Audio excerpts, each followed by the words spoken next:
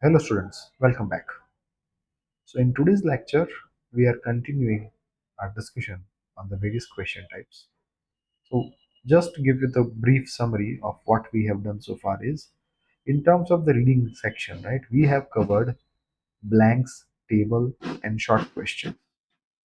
Then we have covered figure, flowchart, we have covered information matching, we have also covered statement matching. And now today we are going to look at multiple choice questions, which is MCQs.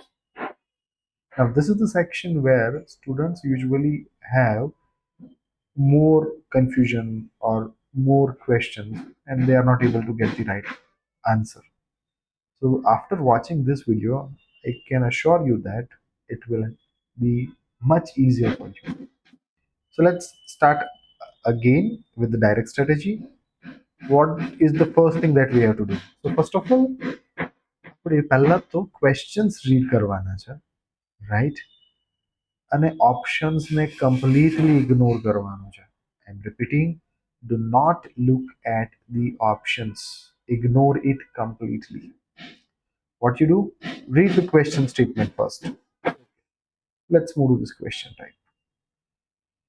So this is my question number 37, where it is mentioned that what point does Richardson make about the fear of machine? Now there is a person called Richardson and he is making some point about fear of machine. Do not look at A to D. આ ઓપ્શન્સને તમે completely ignore કરો. જો તમે ઓપ્શન્સને read કરશો then you will get confused within the terms mentioned in that. અને જેવું તમને term પેરેગ્રાફમાં મળી જશે you will select that as the answer. But actually એ વસ્તુ નથી હોતી. So what you do? First, read the question. So we have heard what point does Richardson make about the fear of machine. Now get back. Then locate the paragraph and read 2-3 lines below and above. Now what we have to do is we have to locate Richardson and the fear of machine. So let's see. Richardson has to be in the capital R. Robert Richardson is here. Do we get anywhere fear of machine? It doesn't seem so. This.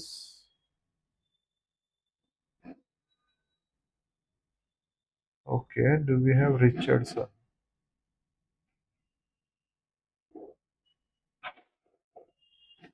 Okay.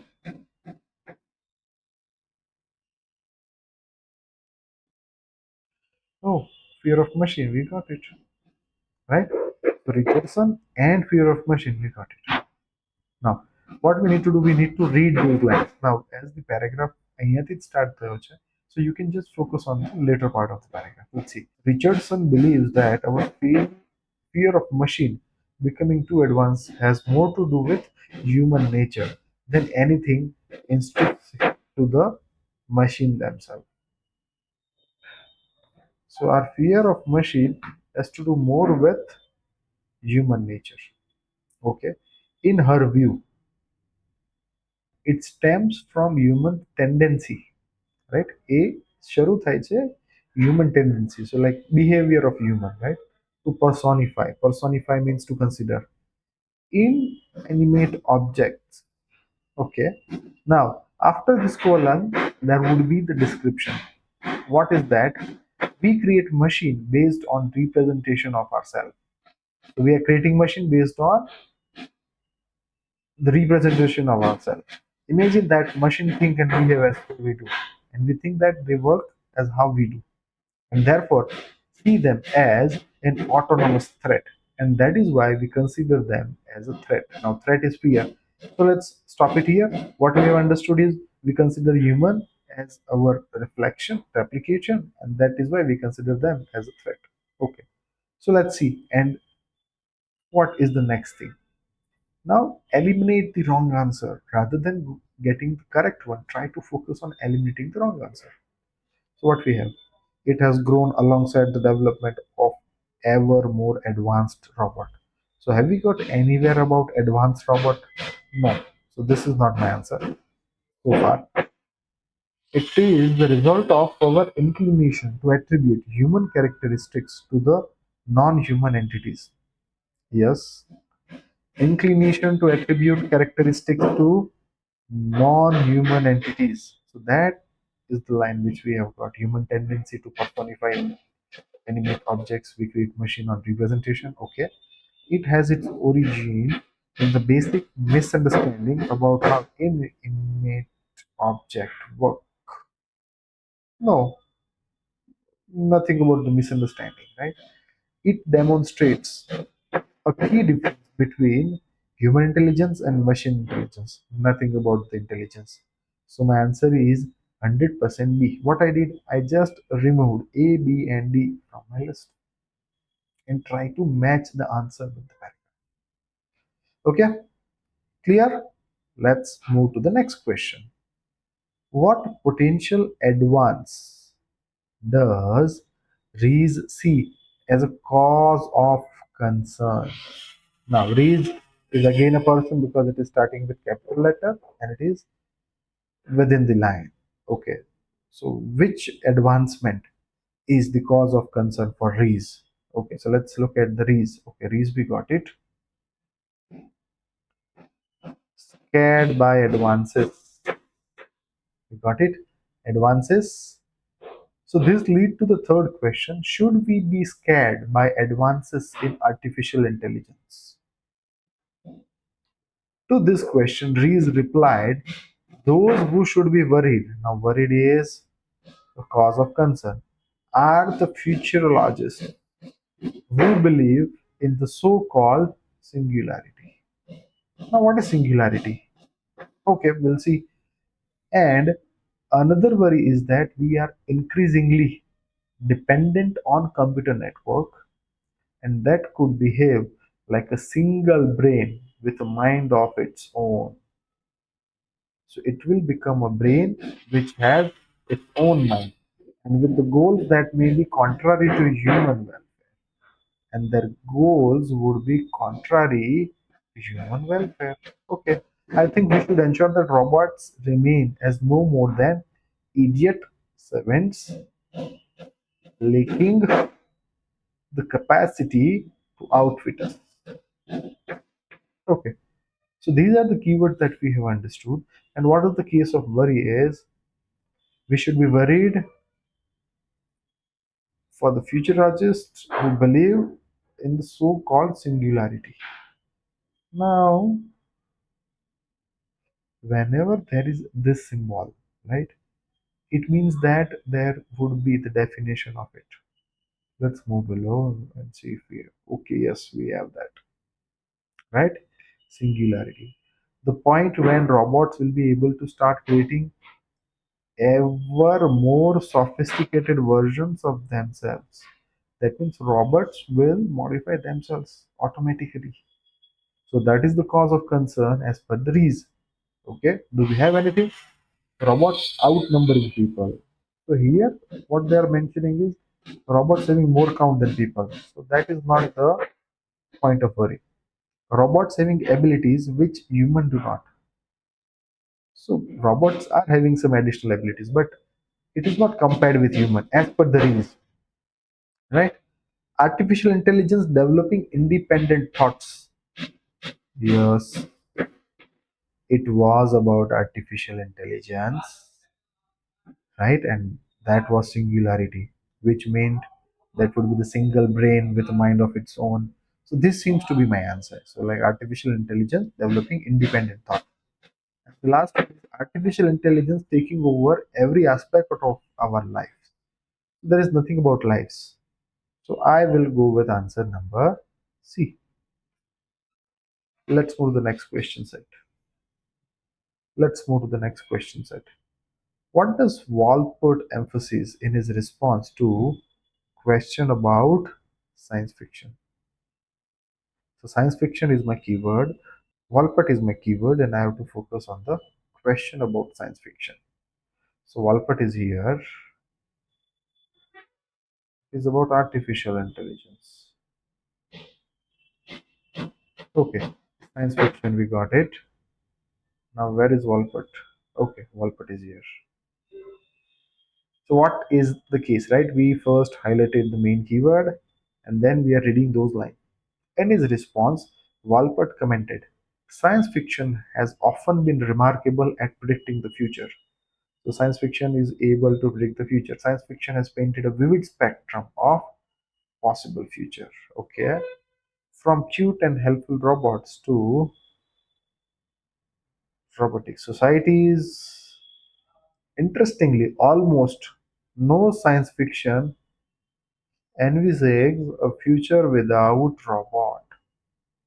So there is no science fiction movie where there was no robot. So this is what the comment of Walpert. Okay, what is the mention?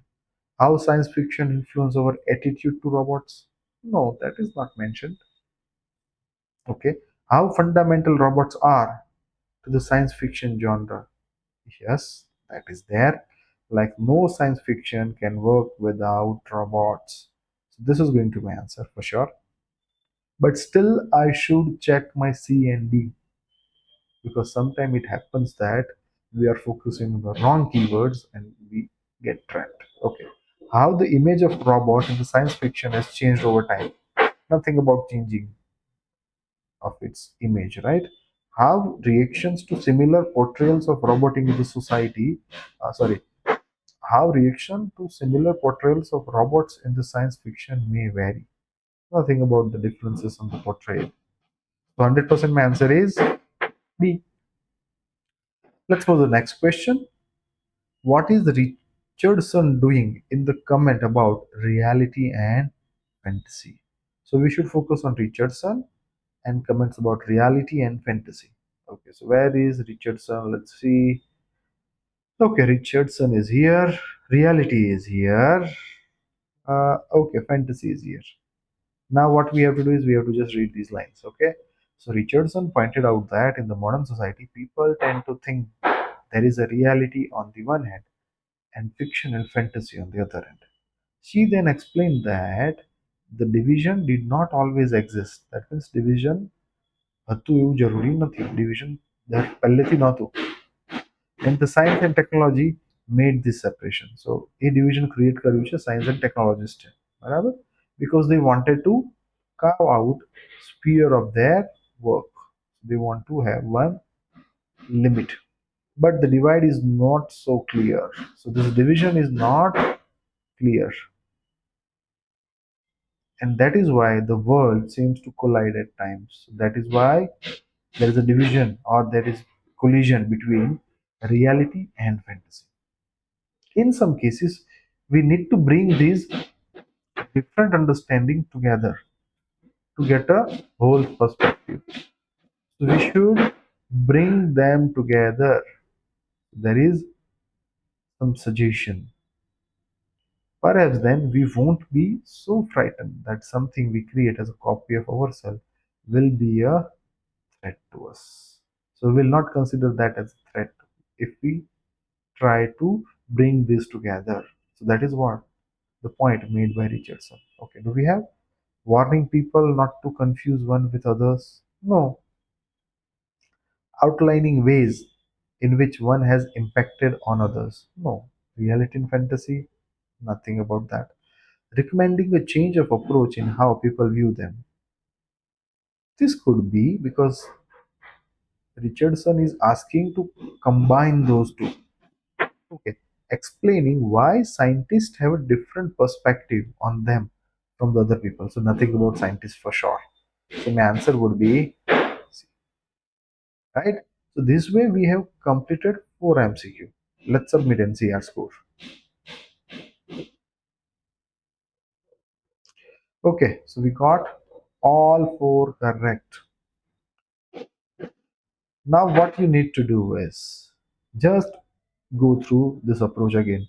Read the question statement and highlight the main keyword. Do not get into the option, ignore them completely.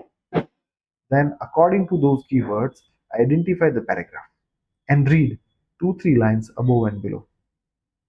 Now, this line reading has to be detailed so that you understand the exact meaning. It should not be just trying to summarize the content. You should try to understand each and every keyword of that paragraph. Okay. Then what you need to do after having complete understanding, eliminate the wrong answers, right? Remove the one which is completely wrong.